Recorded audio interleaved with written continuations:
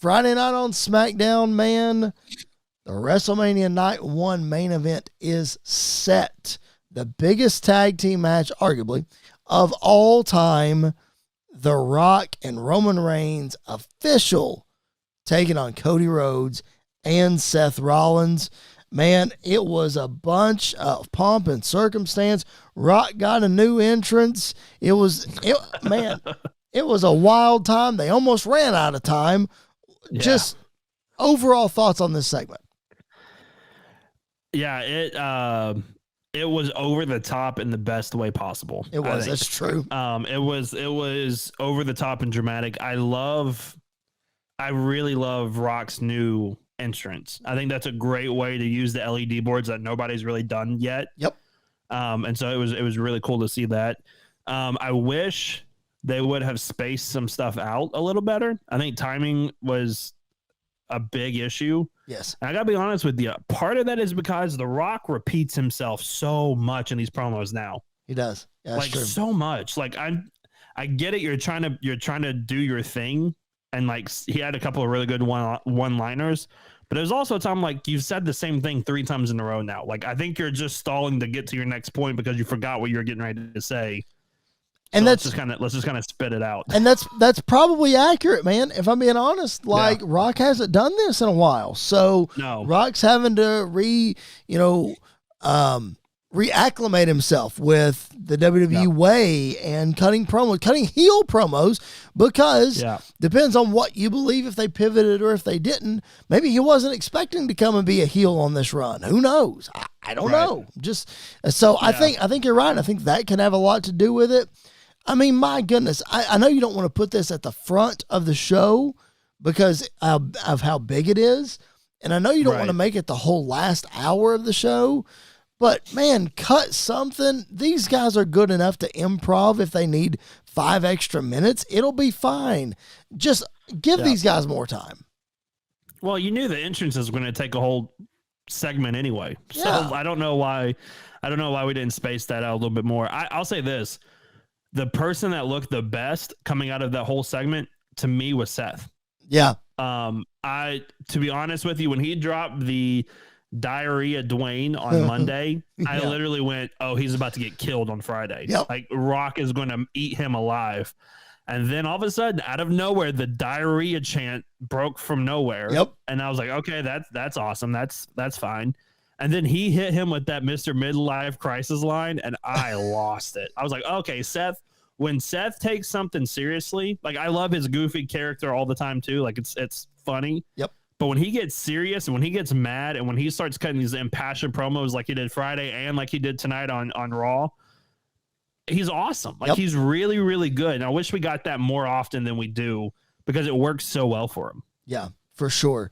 Yeah, he definitely, I feel like everybody, I think you're right, everybody came out looking great in this segment, but Seth really, you could tell that like the promo was going a certain way and the fans felt it going a certain way, and then Seth literally just flipped it on its head, and just completely changed the whole dynamic of the promo. So I thought that was fantastic. Cody saying since the kickoff press conference that he was going to hit Rock back, and he did. I'm just glad they got it on camera, bro, because it was close. So close. Oh my goodness. Oh, I thought we were having another Sting moment there for a minute of like, we're right out of time. We got to do something. I don't know if you've seen the video of that a fan took from the hard cam side. Yes. Where you could see the camera guys like this to the Rock of like, come on, buddy. We gotta hurry. We gotta get to the slap. Waving their arms like dummies and just all the things. Whatever you got to do to get their attention, I guess. But it works. They got it, and now I don't know what was supposed to come after that. I don't know if we missed something or whatever. I can't imagine though that it was more impactful than how we ended the show. You know what I mean?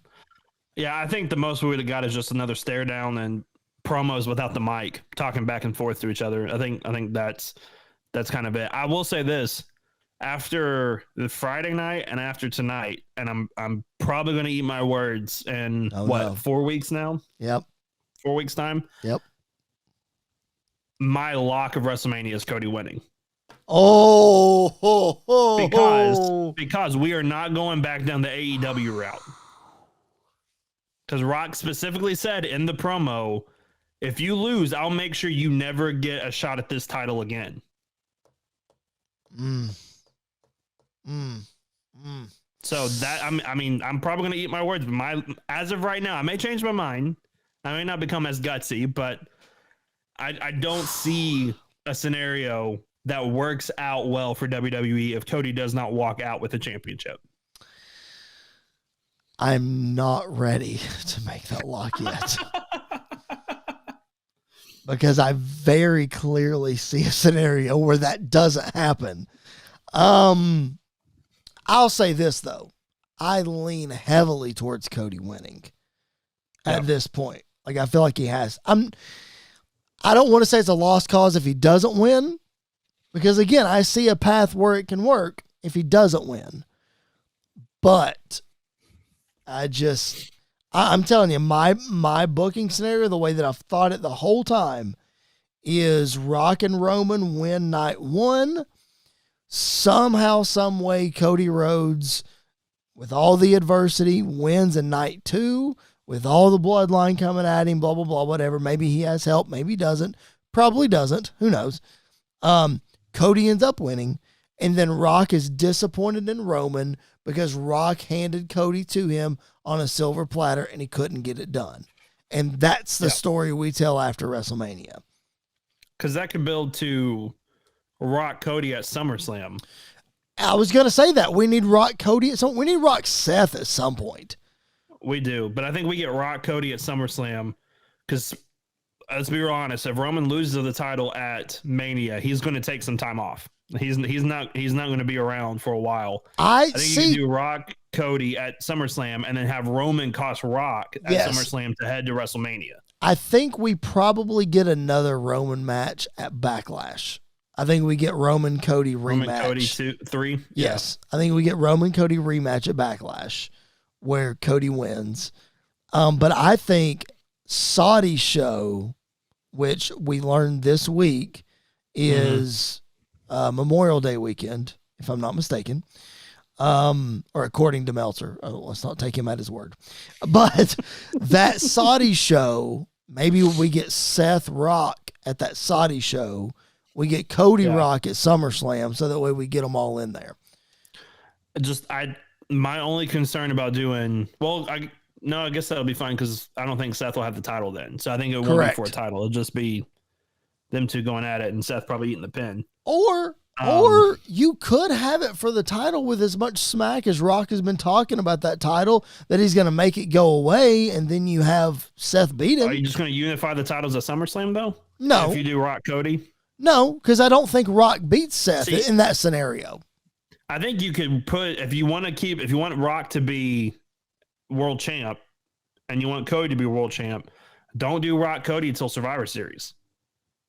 Yeah, that's true. Champion versus champion, that's Rock's true. Debut, everything, like every Madison Square Garden is the rumor that it could be in. I mean, all of it kind of coming full circle, doing Cody Rock not title for title, but champion versus champion. Sure. And Cody being like, nope, we are a royal family too, and we do that by beating you at your top, at your highest. I could see that. Lots of different scenarios we could go, man. It's wide open, and that's the beauty of this whole thing is like we don't know what was a pivot, what was not. We don't know what the original plan, what was not. We don't know where we're going. We don't know how this thing's going to wrap up. But that's what makes the road to WrestleMania so interesting, man. That's what makes it so captivating, especially right now under this Triple H regime. It's fantastic. It really is can't miss TV. Yeah. I mean, there have been WrestleManias where the 5-week build, the 6-week build, however long it's been, has felt really long and not that great. Yes. I mean, I think Roman Brock, WrestleMania 38, the build was not that great. Right. Honestly, just put Roman and Brock and the build, and it's every WrestleMania they've ever had the build has not been that great. Touche. That is correct. So you know what? I don't know. there was the Raw. There was one Raw leading up to the New Orleans WrestleMania, the one where Roman got handcuffed, and Brock came out and just beat the snot out of him when he was handcuffed. Yeah. That was pretty cool. Not gonna lie, that was cool. It had moments. It had moments, but for every moment like that, then you have the WrestleMania 31, literally the show before WrestleMania 31, where they're playing tug of war with the WWE Championship in the middle of the ring, and it's like these two guys are supposed to be killers, and this is what they're playing tug of war in the ring right now. That's really what we're doing. So I think there's been a lot of WrestleManias where the build hasn't been great. Yep. But there's also been a lot of WrestleManias where the build has been almost perfect. I haven't lived through every WrestleMania build, so I don't know if I have the credibility to say this. But at least in my lifetime, as of right now, this is one of the best. And it's between this and it's between Taker Michaels 2. Yes. Going into the streak versus retirement. That build, the whole from Rumble to WrestleMania, that whole thing was awesome. Yep. It was very cool. And this one has kind of been the same way. The build to the first Taker Michaels at 25 was really good too. Yeah. And then I know the match didn't get what we wanted. I know that main event didn't pay off like everybody wanted, but that Triple H Randy Orton build to 25 was incredible. The build was great. Incredible. Such a good build. Man. Yeah. Going into Orton's house and all that, just wow. But I think the thing that makes 25 and 26 so special is the builds were great, but the matches were legendary. Right. So I think that really plays into it as well. Hopefully we get 2 legendary matches this year at WrestleMania 40, Night 1 and Night 2. We're going to have all the coverage for you right here wherever you find your podcast. So hit that subscribe button, follow if you haven't already, and then make sure you're subscribed to our YouTube channel. Click the notifications bell. That way, every time we upload a new video, you find out about it. You can go check it out, like the video while you're there. We would appreciate that very much. Also, if you're not following us on social media, please do that at SQ Circle _radio.